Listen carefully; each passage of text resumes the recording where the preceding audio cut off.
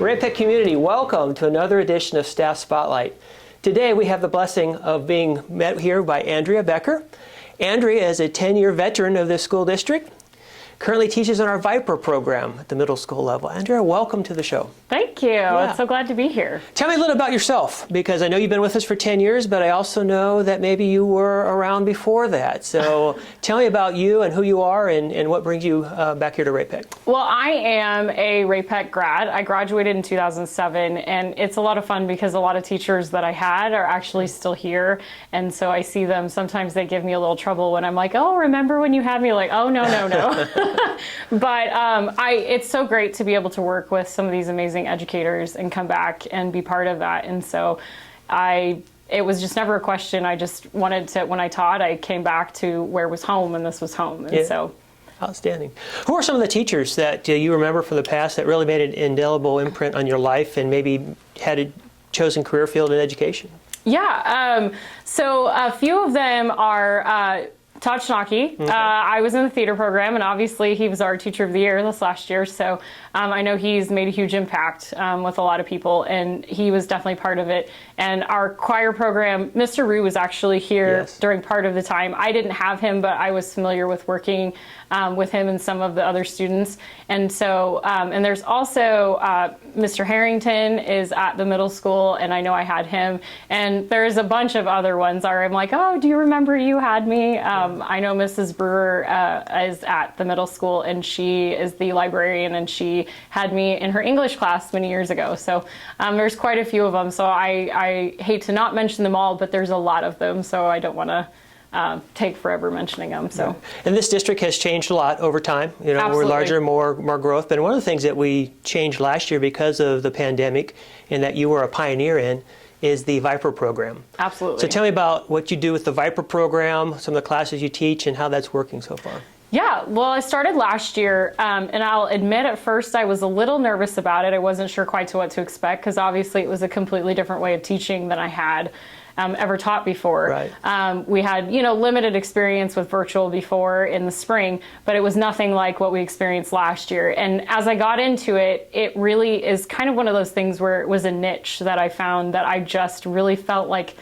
I did well at, I excelled at, and I felt like it was just where I belonged. Right, yeah. And so last year I did 6th grade, and this year I've branched out where I am teaching 6th, 7th, and 8th graders in social studies and a couple subjects in 6th grade additionally. And so it was kind of, again, going out of my comfort zone, but what a blessing it was, because it's turned out to be something I truly love. Yes, going out of your comfort zone leads to growth, doesn't it? Absolutely. And so this is a chance to grow. Also, I know that this year we have expanded that program a little bit. Now we have students from outside the district who are taking advantage of Viper. Tell me about that. It has been an amazing opportunity. So not only do I get to be with, and I say get to because it truly is an opportunity to work with our own Ray-Pec students, but getting to work with students outside of the district. They are the reason I do this job. Those kiddos are experiencing success in ways that they never have before. It's not so much of an experience of just being there because of COVID. There are concerns with that. But there are kids, when I met with parents at conferences, I heard from parents, my child has never been so successful and has never enjoyed school so much as they have now.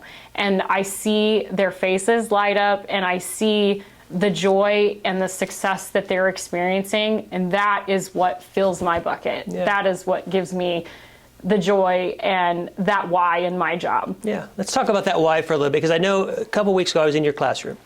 Yes. And I came over and kind of watched what you were doing, and you took down the microphone so no one could hear us talk, but you told me about some of the students that you were seeing. Yeah. And then you said something very impactful to me. You said, these kids right here on my screen, this is my why. That's what I do, what I do. Our convocation and our theme this year is all about our why. Tell me a little bit more about what drives you each and every day. What is that why? What is that passion that keeps you going? It's these kids, and I think that's a lot of teachers' why, but everybody's job is difficult, and we all have our, differences and struggles and things that we have to work through. But seeing, my kiddos that I, have one kid, I have some kids with medical issues that just can't go to school. It's not an option now. There's kids that have anxiety, and school is just so overwhelming for them. But for them to be able to come to a virtual platform and to be able to learn and feel comfortable, being themselves, coming as they are, and not having the pressures of all of, what's in a general classroom, but having it in a different way, and seeing them, the joy and the smiles on their faces, and hearing from parents, my child has never been so happy at school. Those are the kids that I do it for all of them, but those are the ones that have never been, have never felt like school, that kind of schooling, the regular, in person was for them, but that this is truly something that has been a true success for them, is really what I do this for.